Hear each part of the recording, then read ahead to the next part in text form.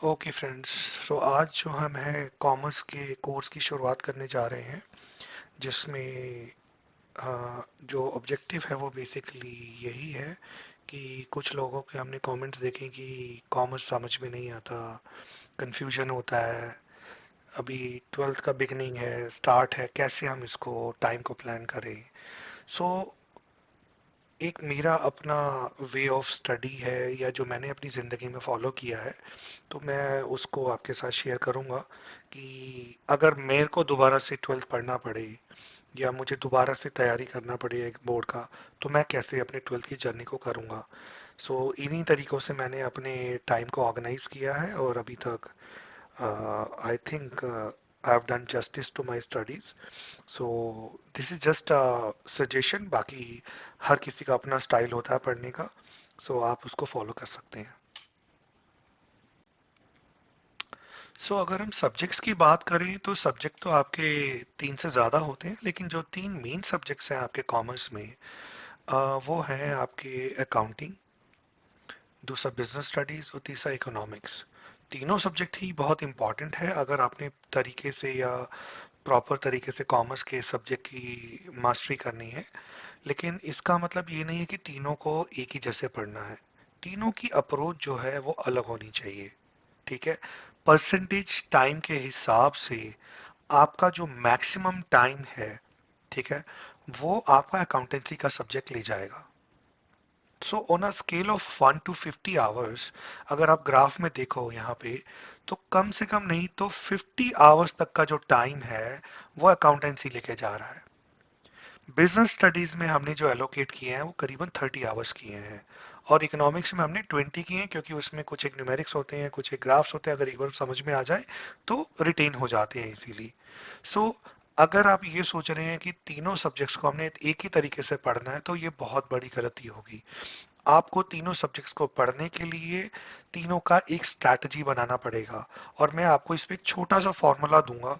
अगर आप उसको अप्लाई करो तो किसी भी सब्जेक्ट में आप मास्टरी कर सकते हो। ठीक है।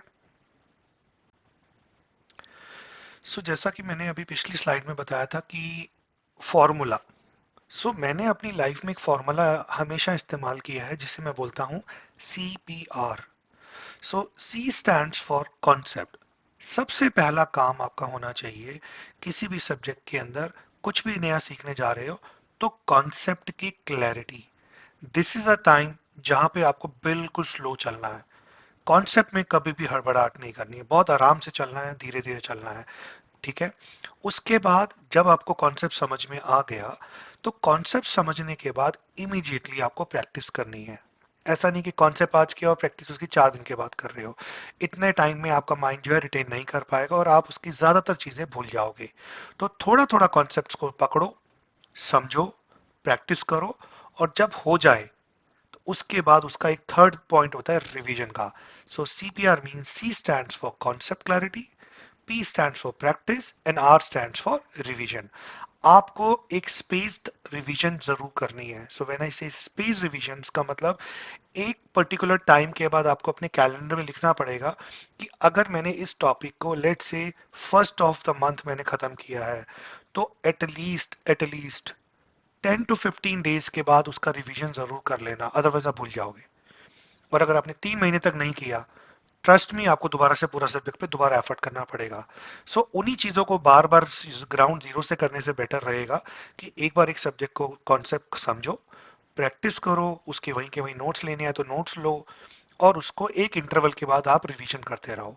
एंड आपको जान के बहुत ही खुशी होगी कि रिवीजन को इजी करने के लिए हमने एक MCQ का डंप डाला है, क्वेश्चंस रिडल्स डाले हैं अपने यूट्यूब चैनल के ऊपर।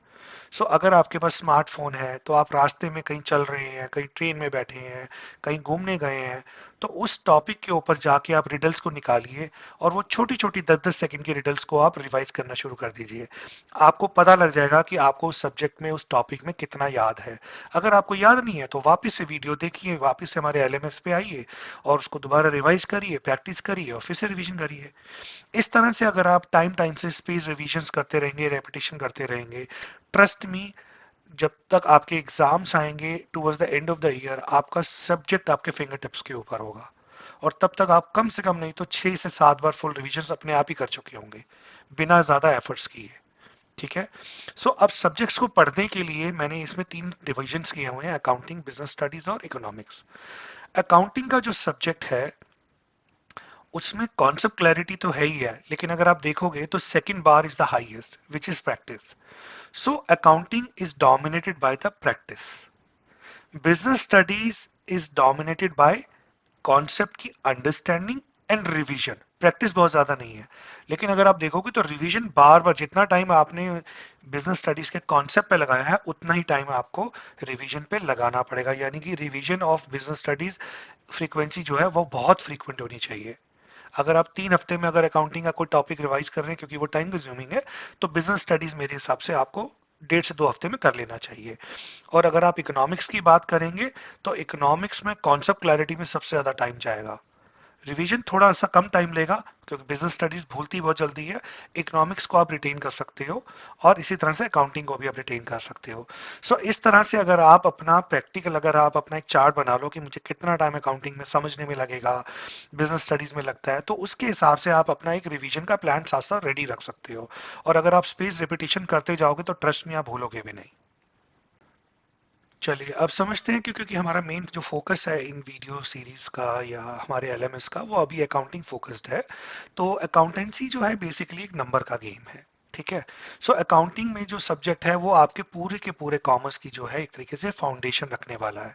अगर आपका अकाउंटेंसी सब्जेक्ट स्ट्रांग हो गया तो आई थिंक बाकी सब्जेक्ट्स आपको बहुत इजी लगने लग जाएंगे, क्योंकि सबसे ज्यादा टाइम कंज्यूमिंग भी यही है। और अकाउंटिंग में सबसे ज्यादा जरूरी जो चीज है वो है आपकी कॉन्सेप्चुअल क्लैरिटी।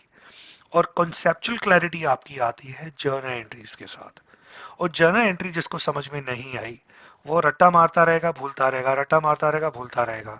तो मेरा आप लोगों से एक ही रिक्वेस्ट है कि अकाउंटिंग में जब आप फंडामेंटल्स ऑफ पार्टनरशिप करें या एडमिशन ऑफ पार्टनरशिप करें या कोई भी कंपनी अकाउंट्स के चैप्टर्स को करें, तो वहां पे बहुत सारी आपको जर्नल एंट्रीज आएंगी।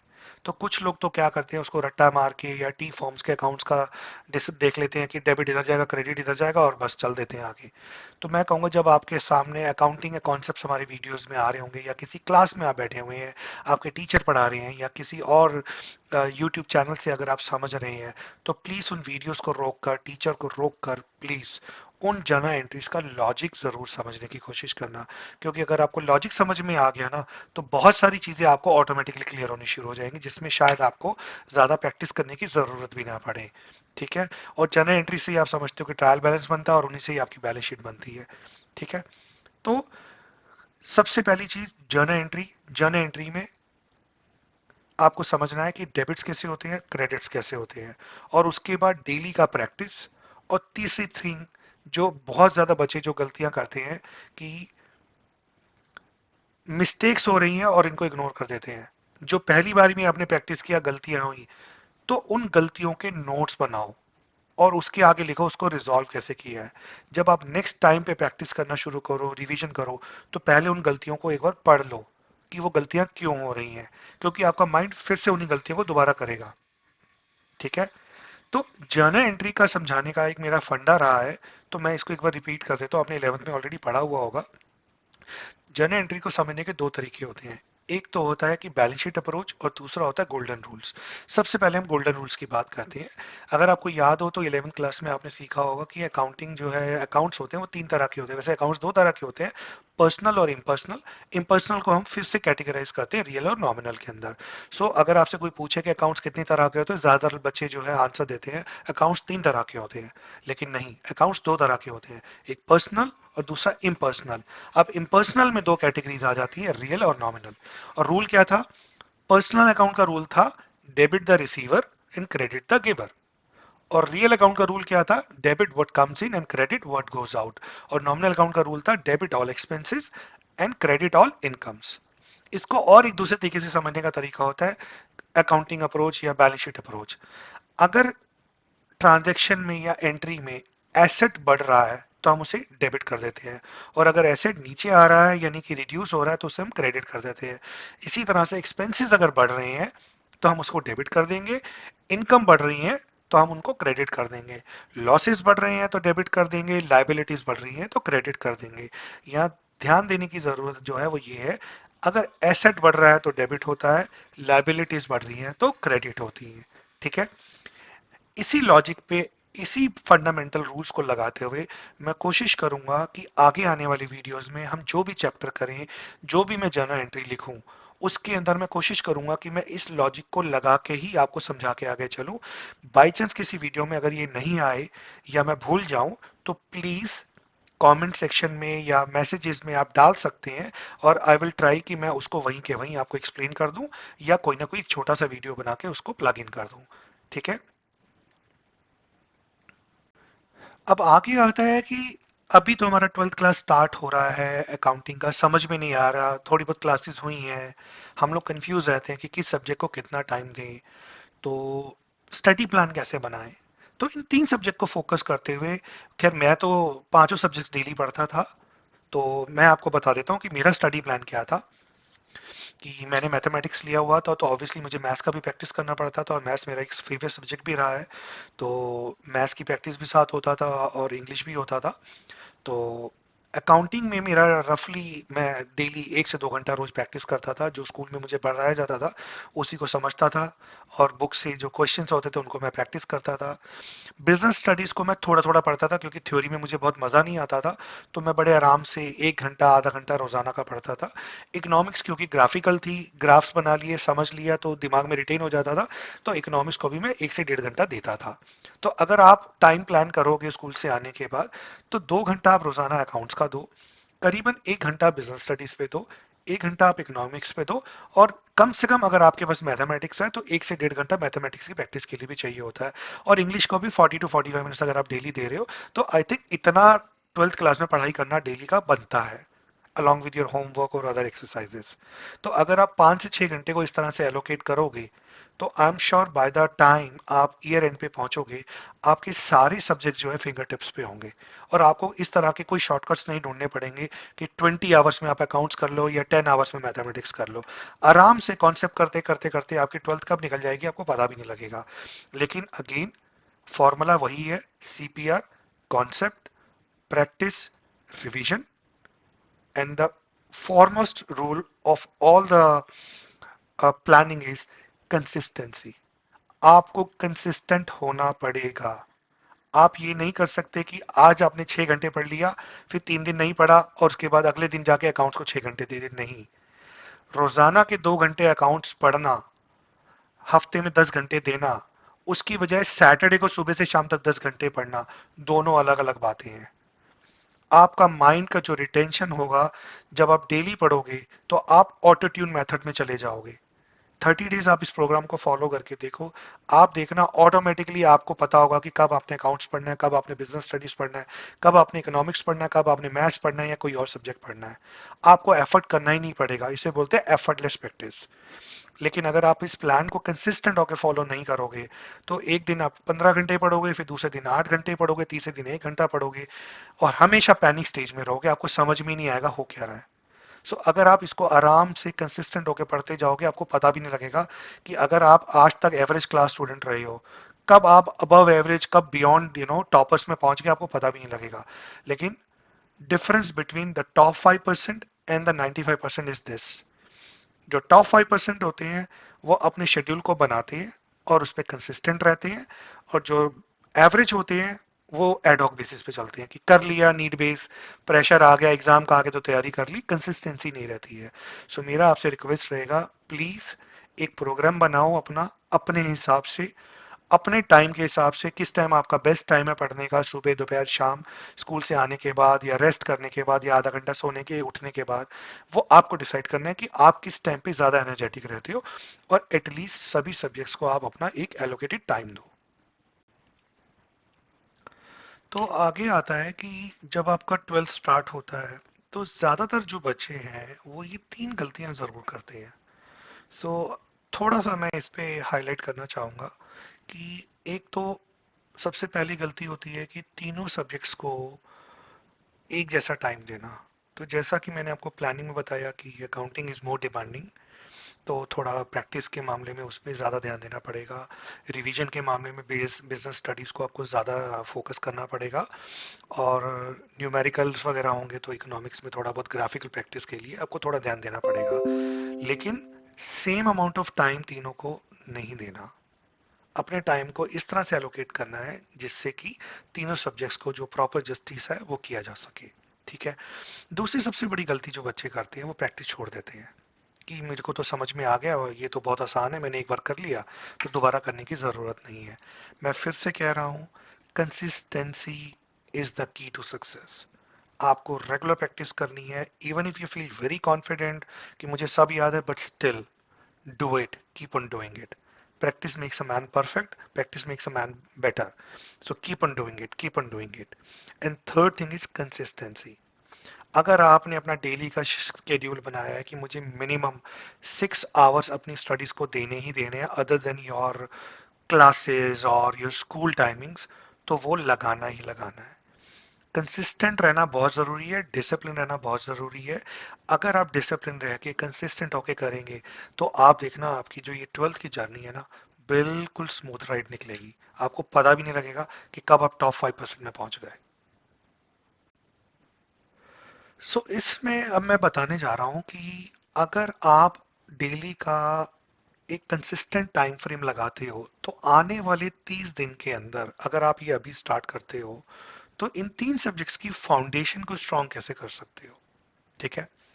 सबसे पहले हफ्ते के अंदर आपको क्या करना है कि मिनिमम 10 आवर्स आपने Monday to Friday, Monday to Saturday या जितने दिन आप पढ़ना चाहिए, एक दिन आपको रेस्ट भी करना चाहिए, तो मंडे टू सैटरडे आप अपना स्केड्यूल बनाओ और संडे अपने आप को ब्रेक दो। थोड़ा बहुत अपना स्कूल का होमवर्क कर सकते हो, बट जो अपनी स्टडी है थोड़ा बहुत उसको थोड़ा लाइट रखो संडे को, या अगर पूरे हफ्ते में कोई बैकलॉग है उसको कवर करने के लिए। तो आप मंडे टू सैटरडे अपने कम से कम 10 घंटे जो है फर्स्ट वीक के अंदर आप एलोकेट करो अकाउंटिंग की प्रैक्टिस के लिए, अकाउंटिंग के कॉन्सेप्ट समझने के लिए। उसी हफ्ते के अंदर आप जो है बिजनेस स्टडीज में कम से कम 4 से 5 घंटे दो। ठीक है। और इकोनॉमिक्स को अभी शुरू में लाइट ही रखो, धीरे धीरे उसको बढ़ाना। तो शुरू में इकोनॉमिक्स को 2 से ढाई घंटे आप रखो। तो इस तरह से 10 घंटे हो गए आपके अकाउंटिंग के, 4 से 5 घंटे हो गए आपके बिजनेस स्टडीज के, 2 से ढाई घंटे हो गए आपके इकोनॉमिक्स के। तो करीबन करीबन 16 से 17 घंटे का आपका स्केड्यूल बन गया। बाकी टाइम आप दूसरे सब्जेक्ट्स को दे सकते हो। ठीक है। सेकेंड वीक में अकाउंटिंग पूरा वही 10 घंटे का स्केड्यूल रखना है, उसको तो हम कम कर ही नहीं सकते। थोड़ा सा टाइम हम एलोकेट करेंगे, इंक्रीज करेंगे बिजनेस स्टडीज में, क्योंकि एक हफ्ते में आपका अगर एक 4 to 5 आवर्स का वो बन चुका है मोमेंटम, तो आप उसको थोड़ा सा बढ़ाओ, 1 से 1.5 घंटा। 1 से 1.5 घंटा आप अपनी इकोनॉमिक्स के अंदर बढ़ाओ सेकेंड वीक के अंदर। थर्ड वीक में अकाउंटिंग को सेम रखेंगे, बिजनेस स्टडीज में हम लोग बढ़ाकर उसको करीबन 6 घंटे तक लेके जाएंगे और इकोनॉमिक्स को 4 घंटे तक लेके जाएंगे। ठीक है। फोर्थ वीक के अंदर फिर से वही काम करेंगे कि अकाउंटिंग को हम 10 घंटे के लिए रखेंगे, बिजनेस स्टडीज को 6 से 7 घंटे पे लेके जाएंगे और इकोनॉमिक्स को हम अगेन 4 से 5 घंटे पे।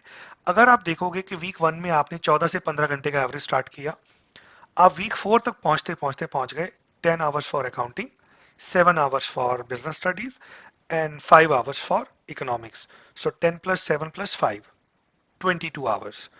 अगर आप इस 20 to 22 आवर्स का जो एक मोमेंटम आपने 4 वीक्स में बिल्ड किया है, अगर आप इसको all through out the 12th class journey आप इसको मेंटेन करते हो, trust me, you will find yourself in the top 5% bracket. Trust me on that. This is so powerful. I followed it religiously when I was doing my 12th, when I did my CA. Try to do it. This will show you results.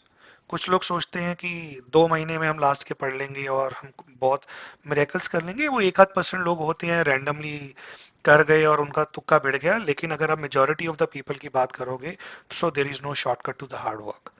अगर आप इस पे follow करोगे, sure short, doesn't matter आप कितने अच्छे number लेके 11th में पास हुए हो या 10th में पास हुए, अगर आप इस प्रोग्राम को आज से फॉलो करना शुरू करोगे, trust me, you will be in the top 5%।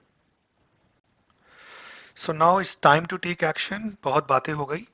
आप कॉमर्स की जर्नी की शुरुआत करते हैं और मिलते हैं अगले वीडियो में जिसमें हम अपनी अकाउंटिंग को बिल्कुल बेसिक से लेके चलेंगे और मेरा पैटर्न वही रहेगा कि आई नो सभी लोगों ने 11th के अंदर बेसिक्स ऑफ अकाउंटिंग और फाइनेंशियल स्टेटमेंट्स वगैरह सब सीखा हुआ है, लेकिन जब मैं पार्टनरशिप अकाउंटिंग या जो भी स्टार्ट करूंगा तो मैं हर चीज़ को ग्रास रूट लेवल पे ले जाके बिल्कुल बेसिक्स के साथ समझाऊंगा। मेरे वीडियो लेक्चर्स थोड़े से स्लो होंगे, पेशेंस रख के समझना, हड़बड़ाहट वाले नहीं होंगे, थोड़े लेंथी भी हो सकते हैं, लेकिन एक ही लॉजिक होगा, आराम से कॉन्सेप्ट को समझना। और अगर किसी वीडियो में आपको लगे कि ये वीडियो समझ में नहीं आ रहा है तो प्लीज कमेंट करके बताना कि सर मुझे ये समझ में नहीं आ रहा, क्या इसको आप किसी और तरीके से समझा सकते हो। मैं कोशिश करूंगा कि उसी के वीडियो के एवज में एक और तरीके से वीडियो बना के आपको दोबारा से उसको प्रेजेंट करूंगा। अगर आपको हिंदी को समझने में दिक्कत हो रहा है तो मैं पूरा वीडियो इंग्लिश में भी बना सकता हूँ, ताकि इंग्लिश मीडियम वालों को भी एक क्लैरिटी रहे कि कॉन्सेप्ट समझ में आ रहा है या नहीं आ रहा। But right now I will try कि मैं हिंदी इंग्लिश दोनों को मिक्स करके बनाऊं सो दैट सभी लोग इसका फायदा उठा सके। दूसरा, आज हमने जो मेजर चीज सीखी है, जो हमारा गोल रहेगा, वो क्या रहेगा, टाइम मैनेजमेंट के अंदर कि डेली का जो टाइम एलोकेशन रहेगा हम उसको कंसिस्टेंट होकर फॉलो करेंगे। Consistency is the key to success here. आपको डेली उस प्रोग्राम को बनाना है, अपने कैलेंडर को फॉलो करना है। ठीक है। और अगर आपको मेरा आज का वीडियो अच्छा लगा है और अगर आप मेरे साथ आगे जुड़ना चाहते हैं, मेरे एलएमएस का फ़ायदा उठाना चाहते हैं, जो हमने वीडियोस बना के रिवीजन के लिए MCQs, short notes, flash cards हमने यूट्यूब पे डाले हैं, तो प्लीज़ मेरे चैनल को सब्सक्राइब कीजिए, कमेंट कीजिए और लिखिए let's start in the message below, and I will see you in the next video. Thank you so much.